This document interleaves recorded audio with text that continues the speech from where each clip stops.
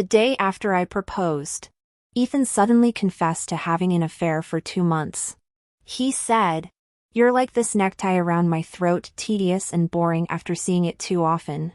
Before I could even mention breaking up, he eagerly accompanied another girl for wedding dress photo shoots, indulging her every whim.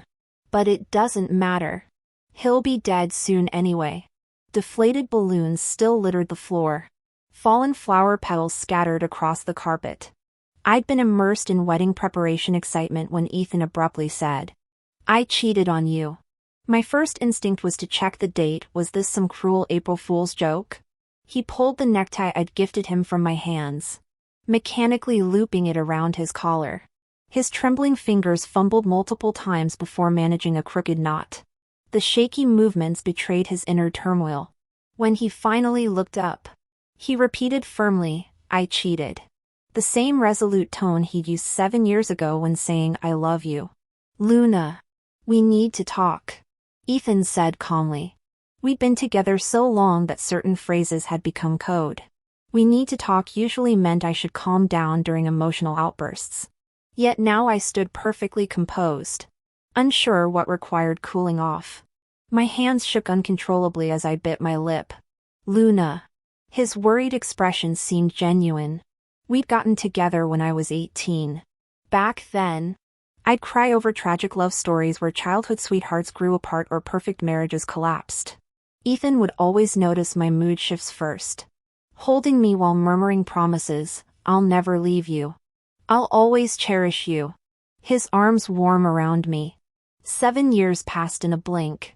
Friends joked that couples dating over 5 years never marry. I never argued but secretly believed we'd be different. When I knelt to propose last week, asking why can't I be the one, Ethan had laughed and agreed. Yet here he was, confessing infidelity the day after accepting my proposal.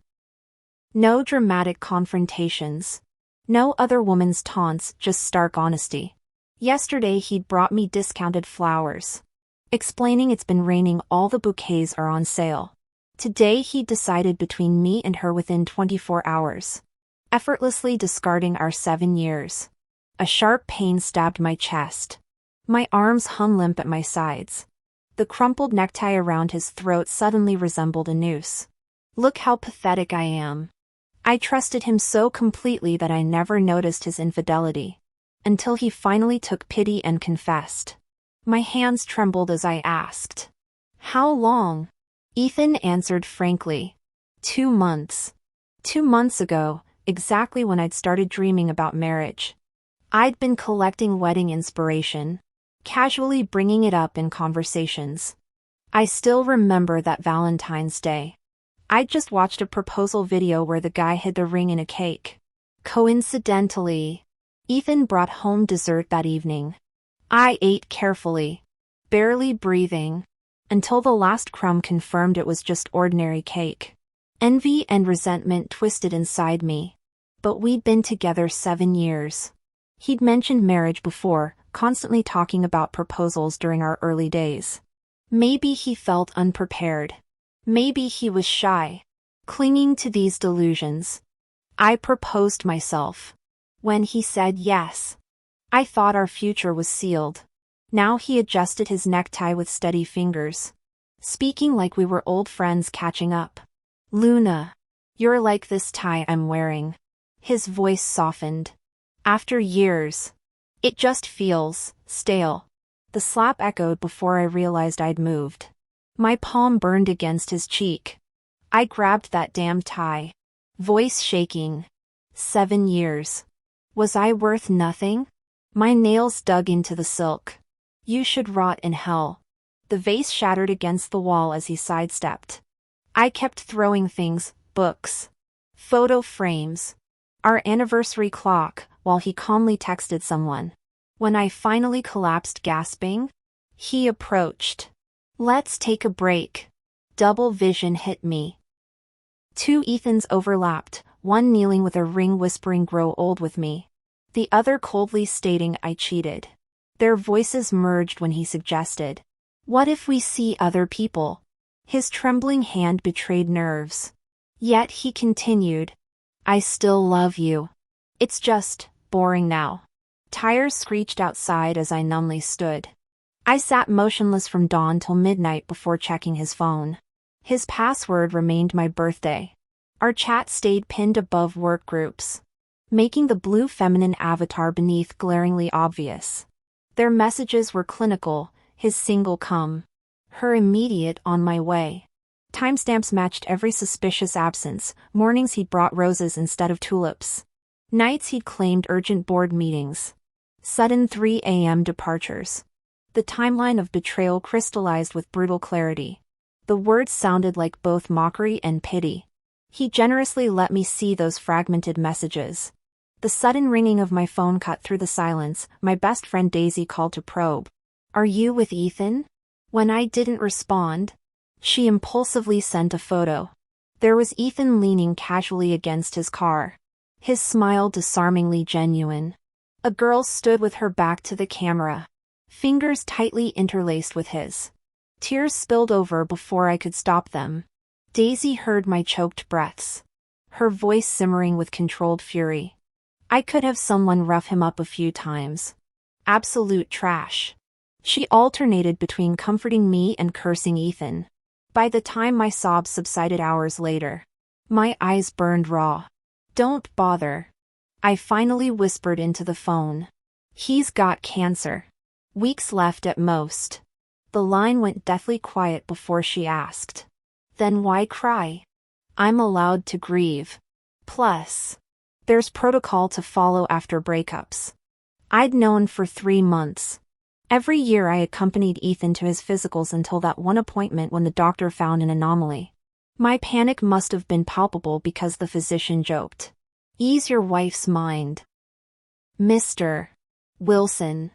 I'd flushed crimson correcting him, but Ethan simply squeezed my hand. "Soon," he'd murmured. Eventually he listed my number as his emergency contact to spare my anxiety. When the doctor's call came, his clinical gentleness couldn't soften the verdict.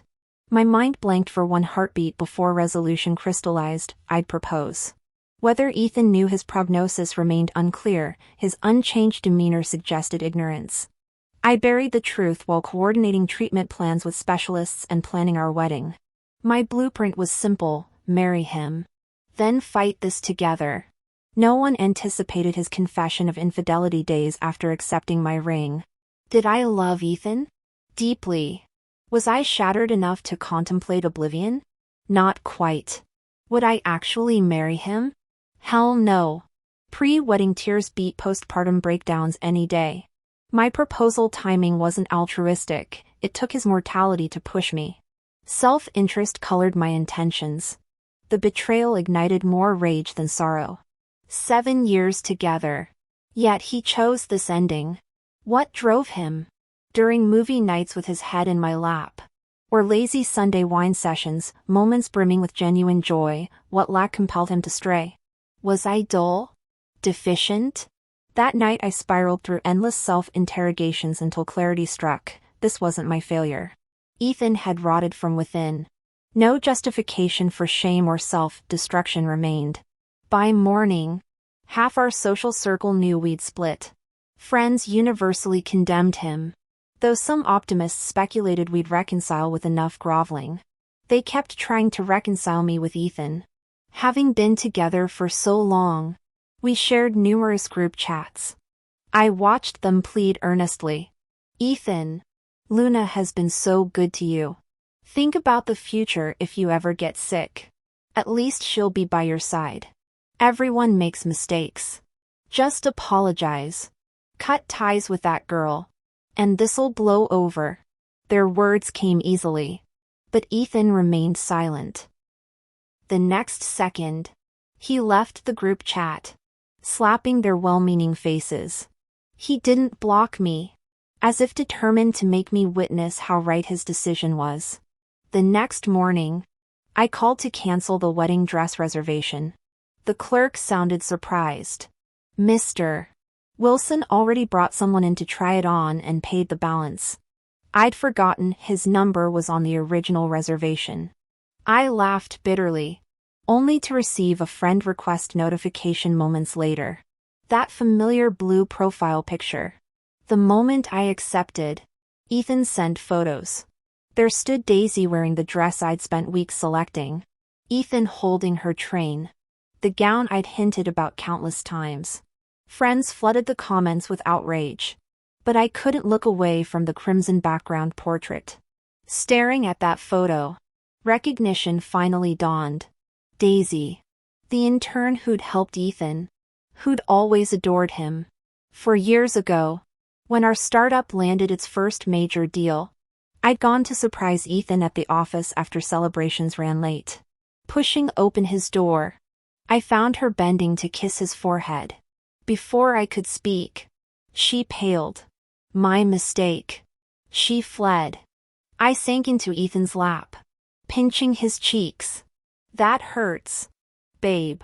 It sparked my first interference in company affairs. Fire her. Ethan had laughed, nuzzling my neck. Jealous. Sweetheart? Among all his female colleagues, only she'd ever rattled me. Now I understand why his silent permission. When Ethan traveled for business, I went through HR to terminate her properly. She'd wept. Defiant, I won't leave unless Ethan fires me himself.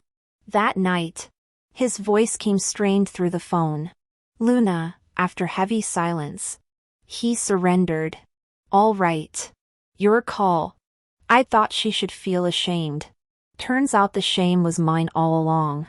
What role had Ethan truly played? The man who outdrank everyone, could he really have been oblivious?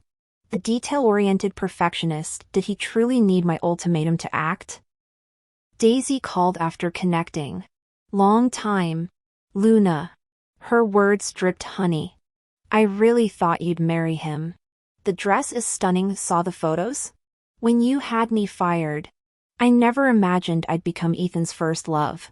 The one he's been holding a torch for all these years. I snorted. First love? More like forbidden fruit syndrome. Her victory lap continued. He's always treated me specially. The method I used to organize files was all taught by Ethan, and I still follow it to this day. Maybe because I stayed silent. Daisy suddenly brought up. Back when I threw a tantrum and told him to ignore you. He actually didn't speak to you the entire day that time.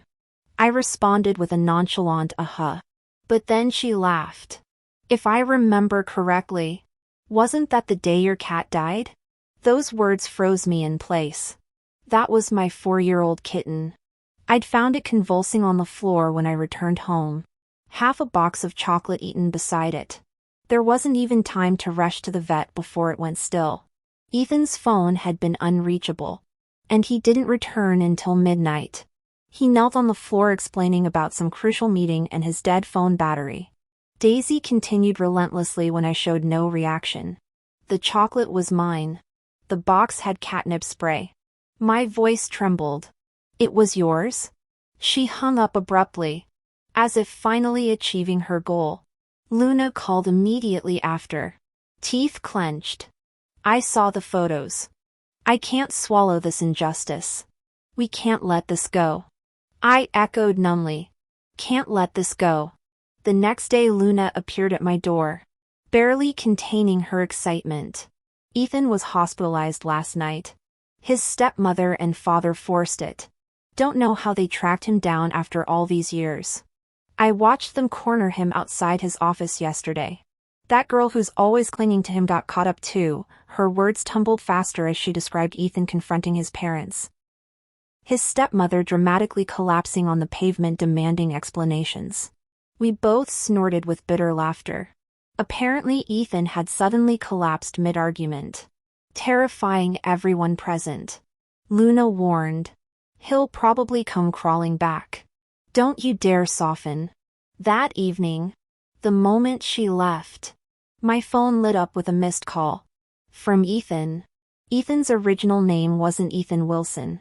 He'd changed it later, after his mother's early death and father's remarriage. His stepmother pretended to protect him while systematically undermining him. He grew up trapped in that suffocating facade of family harmony. When he first started his business, Someone leaked the news. His father and stepmother arrived with their golden child son, demanding Ethan help his brother. Those childhood scars resurfaced, reducing him to that obedient boy who absorbed every cruelty. During that period, his mood shifts worried me, though he hid the reasons. The truth only emerged when his stepmother left visible bruises. Clueless about handling family drama, I summoned every friend and relative. Our makeshift army surrounded him, Luna leading the charge, cursing his stepmother to her face. I pulled Ethan close, telling his father, "If you discard this son, he becomes ours." Luna's boyfriend pinned the favored brother down, snarling, "We'll beat you senseless every time you show your face." With these people, reason meant nothing. When police arrived at the chaotic scene, Ethan finally severed ties. The next day he legally changed his name. At our celebration dinner, his voice cracked. I'll remember this.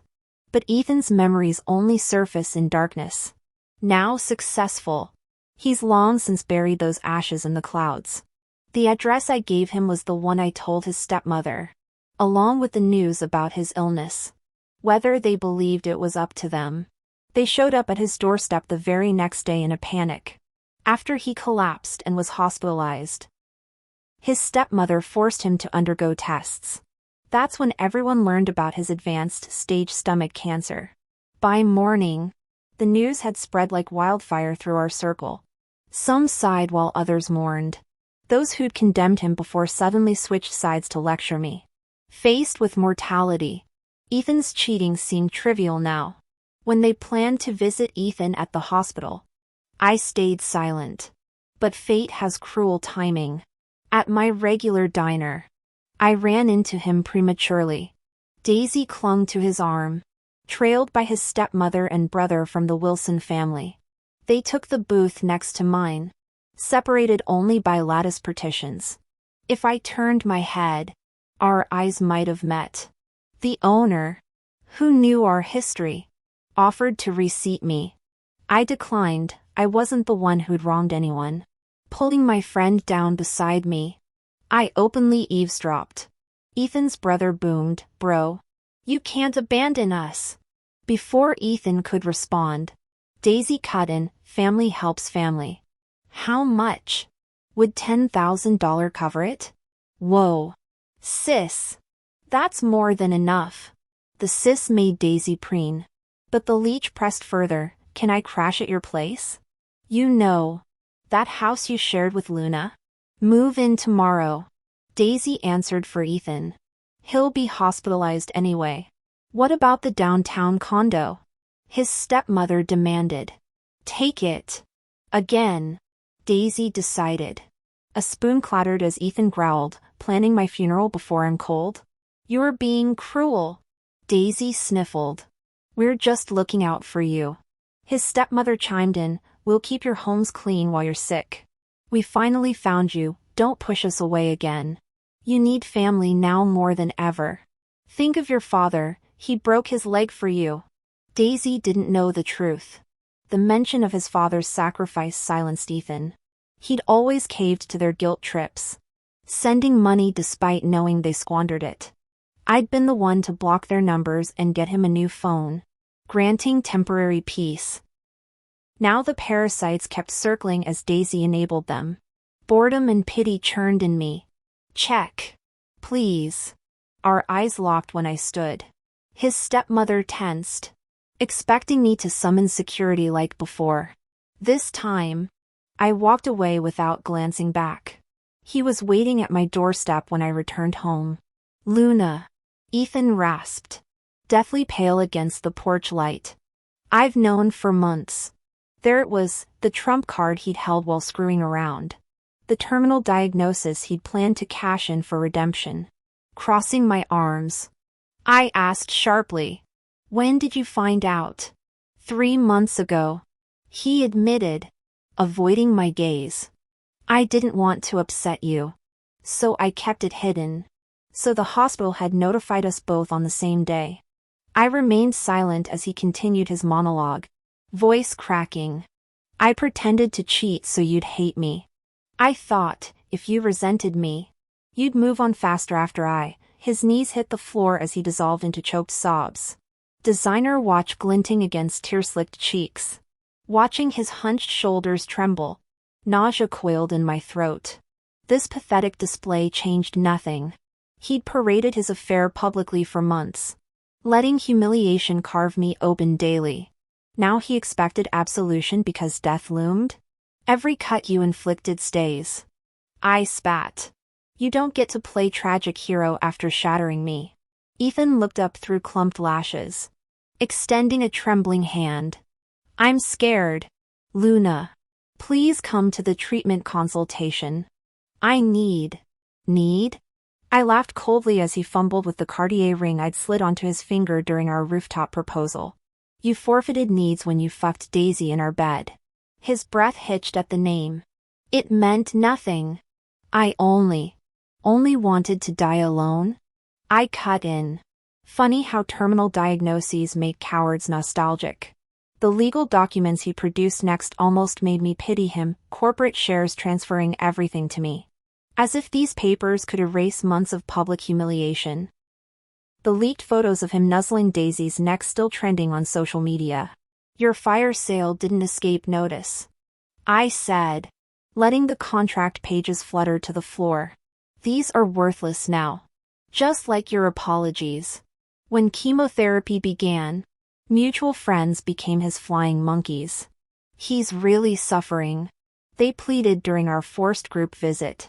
We found Daisy perched at his bedside like some vigil saint, her hand resting over his four-taped wrist. I refuse further treatment, Ethan told the oncologist. Gaunt face turned toward me with dreadful hope. I said nothing. Let the vultures have their closure. The boy I'd loved, the one who'd kissed me breathless under Coney Island fireworks while whispering always you. Luna, that man had died months before the cancer diagnosis. Now I simply waited for his corpse to catch up. Daisy Clark urged him. Why refuse? The treatment plan is already scheduled. Noticing our arrival, she stood to welcome us inside. My friends froze awkwardly, they'd come to mediate but found themselves speechless. Long time no see, Daisy initiated. As I set down the fruit basket, she bluntly stated, you two broke up ages ago. My pursuit is legitimate. One friend snapped before I could respond. Have you no shame? Her gaze sharpened. We're both unmarried adults. Since when is courtship a crime? The retort left him speechless. Ethan finally interjected. Don't misunderstand. Daisy was just visiting. A young nurse entered as he spoke, her innocent eyes darting between us. Who are they? She asked Ethan. Just friends. He answered casually. Raise your arm. The nurse instructed, and Ethan complied with unusual meekness. Their charged dynamic made Daisy pale. She claimed the seat beside Ethan like a territorial queen. And you are? You can call me Emma. The nurse chirped. Ethan's girlfriend. Daisy's hands trembled on her lap. I'd known since our last encounter that Ethan wouldn't stay with Daisy. But this swift replacement surprised even me. Turning to my friends, I said, see? He's well cared for. One protested. But after all those years, how you helped him escape his stepmother. Ethan cut in coldly. Leave. I finally convinced my girlfriend yesterday. And your shouting frightens her. Outrage erupted as my friends hurled insults. Daisy sat shell-shocked, forcing a brittle smile. Ethan. His voice hardened. I said my girlfriend needs peace. I lingered outside, waiting for Daisy. When she emerged, her ashen face contorted into a grimace at my approach. Behind us, Emma's cooing carried through the door. We'll skip treatment today. Let's get some sunshine.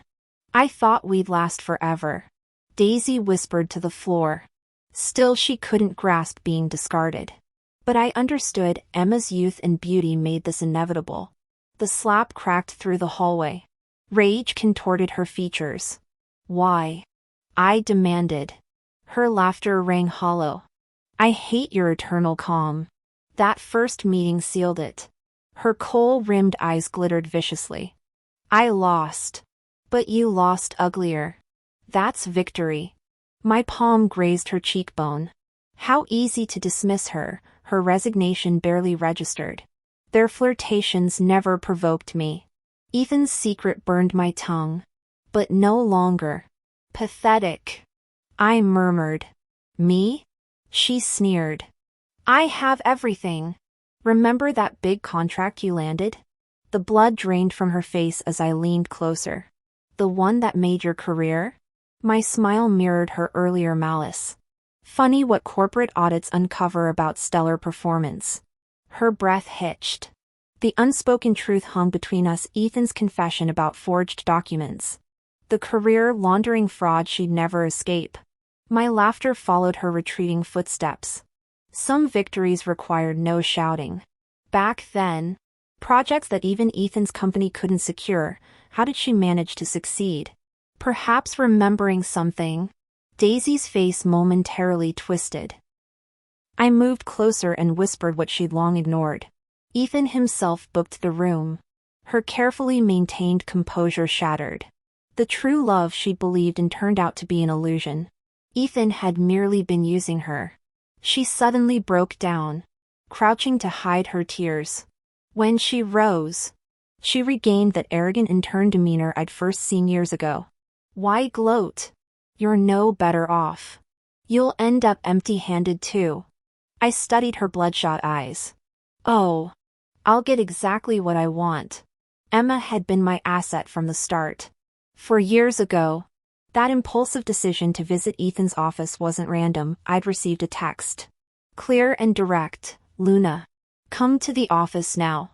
Then the unknown caller repeated urgently. Luna. Go to the office. I didn't recognize the voice. Didn't know her face. But I went and discovered Ethan with Daisy. When we finally met, Emma's youthful face held strange familiarity. I'll help you with anything, the teenager vowed, eyes wide with determination. I gave her money for school instead. She vanished for 3 years, reappearing the day Ethan posted wedding photos. Let me help now. Luna. She insisted, thrusting her student ID at me.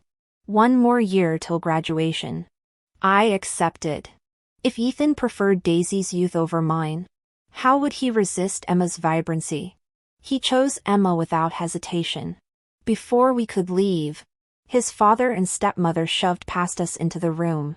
They flanked Ethan, fawning over their son while elbowing Emma aside. When Ethan's gaze met mine, his lips formed my name before clamping shut. His stepmother noticed me and crowed louder about family duty, producing a wheelchair to force him into treatment. Emma reached for Ethan's hand, only to have his stepmother wrench her wrist away. Red marks bloomed as Emma retreated. Ethan's father dragged the wheelchair forward. We've arranged treatments, do this for your old man. I broke my leg worrying about you. Ethan stopped resisting. He'd never intended to pursue treatment, knowing it was futile. But his father demanded endless chemotherapy upon learning the diagnosis. I'd always known his flaws, the weakness, the indecisiveness. A grown man trapped in endless hesitation. But I loved him. Ethan. Flaws and all. As he brushed past me, his fingers caught my sleeve. Luna. Help me. He pleaded. His father, Mr. Wilson, was restraining him in the wheelchair when he suddenly grabbed my sleeve. I gently pried his hand away. Your dad's doing his best. Be good. After Ethan left, Emma sidled up to me. Don't forgive him. Luna. She whispered, rubbing the red marks Ethan's stepmother had left on her wrist. I motioned her inside, rummaging for arnica gel. He's toxic. She persisted, anxiety glistening on her upper lip. I took her hand firmly. Let me see. As I massaged the bruise balm into her skin, she fell silent. You're that girl from the children's home, I ventured. She ducked her head. You remember? 3 years was long enough to piece it together. Back when my mother was alive, we'd volunteer at the orphanage.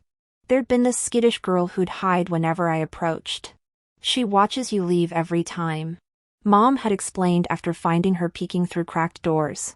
The child who'd been abandoned for daring to enjoy a single candy, who learned to mute her happiness lest it be snatched away. I'd tried reaching out, leaving origami hydrangeas where she'd find them, while other kids clamored for treats. She'd linger at the periphery clutching her paper flowers. Mom finally coaxed her forward that last summer. Such clever hands, I'd said, and she'd fled like a startled deer. The hydrangea she pressed into my palm after Mom's funeral still sits between dictionary pages. I'll bring you butter cookies next week, I'd promised through grief's haze, never imagining Dad would relocate us that Sunday. Now Emma's phone chimed with Ethan's message. Can you visit tomorrow? She stiffened. The stock transfer documents he gave you, they're bogus. He liquidated everything through offshore accounts. Her words tumbled faster. The money's in untraceable accounts. He's cutting off his stepmother, leaving everything to Mr. Wilson. Ethan's nightly calls began that week. He'd reminisce about our startup days, the leaky apartment where he'd take the damp side of the bed just to watch me sleep. I'm hurting, Luna, he'd whisper. Please come. He said his stepmother's cooking was awful. Asked where his tie was, and why I hadn't made him soup yet. I ignored him because while saying this, he was texting Emma. Can you come see me? I'm in so much pain. When Emma handed me the bank card, I knew it was over. The young woman whispered excitedly. His dad's a piece of work, kept demanding money from him. Your tricks actually worked. Bringing him warm water in the mornings, picking out his veggies, turning off the AC at 4 p.m. daily. He trusted me after 2 days. The card has withdrawal limits, so he just gave me the PIN. 2 days. Yet I'd done these things for 7 years. Ethan called as usual that evening, asking when I'd visit. This time I answered, tomorrow. When I arrived the next day, his stepmother was wiping him down. He could barely sit up now. He turned his head toward me. You came. I stood before him, watching his bloodless face twist into a smile. His stepmother finished cleaning him without glancing my way, propping him against the pillows. She snapped, if you're done with treatment, I'll talk to your dad about taking you home this afternoon. He ignored her. On her way out, she muttered, should have let your father abandon you as a baby. If I hadn't begged him to bring you back, you wouldn't have fallen and broken your leg. Now I'm stuck nursing you. The reason Ethan kept forgiving his father, the reason he clung to for years, was that childhood story of his dad sacrificing his leg to save him. He'd told me countless times, my dad loves me. Why else would he have broken his leg for me? It's all my stepmother's fault. Now the truth lay bare. The father he'd idolized had tried to abandon him. The stepmother he'd loathed was the one wiping his sweat. Ethan reached for the water glass, his trembling wrist failing. The cup slipped through his fingers, shattering like his disintegrating life. He covered his eyes and wept. I was wrong. In his final days, he realized only Luna had ever truly cared. His voice fragmented. My dad didn't break his leg saving me, he dropped me while trying to ditch me. Daisy said she loved me, but couldn't even tell when I was hurting. Luna, you were the only one. I shouldn't have, with Emma. At Emma's name, he fumbled for his phone.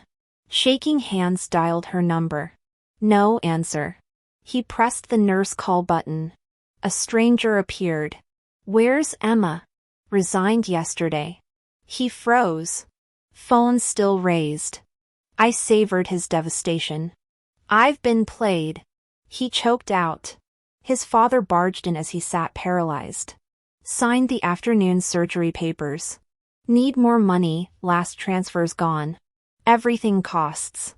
Ethan stared up through tears. I'm broke. I watched Ethan's father's expression shift rapidly. How could you have nothing left? How is that possible? Not a single cent. Are you serious? Don't lie to me. It'll all be mine when you're dead anyway. His father gripped Ethan's shoulders, repeating the questions. Ethan struggled but couldn't break free, pleading with me, take me away. Luna. I don't want treatment anymore. I want to go home. You'd tie my bow ties. Make soup every night. We'd walk together. Talk. I loved the neckties you gave me. I stepped back as his father stormed off, cursing. Ethan cried silently. When I leaned closer, his lips trembled. Softly, I said, you weren't tricked. Emma is my person. Straightening up, I turned to leave. He grabbed my sleeve. You can't do this to me. Watching him unravel, I added, I'm the one who told your parents your address. I walked out, leaving him behind. Mr. Wilson stood at the doorway, gaze lowered. I texted him Daisy's contact. Ethan gave all his money to her. Go ask her. My phone buzzed with unread messages, same number I'd kept for years. Your son changed his name to Ethan Wilson. Lives at address. He's dying of cancer. He asked, why tell us this? Isn't it obvious? Revenge. People say those who betray true love deserve 1,000 needles. But how to make him swallow them? I'd have to pry his jaws open myself. News of Ethan's death came through a mutual friend. He'd often urged us to reconcile. But after that hospital visit, he never mentioned Ethan again. When he called saying Ethan begged to see me, he'd shouted Ethan down. The obituary came next morning. Later, I learned Ethan had checked out that same day. His stepmother timidly wheeled him out while his father raged behind them. He died in his hometown. Funeral rushed. Only then did they discover he'd liquidated every asset. Since Ethan's brother had met Daisy before, the family descended on her. She called as I packed, company transfer. Promotion. No plans to return. You've gone too far. She spat. He's dead. I'm a victim too. Why hound us? Aren't you afraid his ghost will haunt you? I hung up. Hesitation flickering. Respect the dead. Had I crossed the line? The hydrangea charm on my bag bumped my wrist. Emma had clipped it there secretly when I saw her off. I always thought you were amazing. Luna. Still do. Staring at the delicate fabric flower. Clarity returned. I'm not excessive. My choices aren't for others to judge. I packed my bags, tucked away that bank card, and left the place where Ethan and I had lived together for so long. Guess you could say I've hit all the life milestones: promotion, wealth, and getting rid of an ex. Check. Check. Check.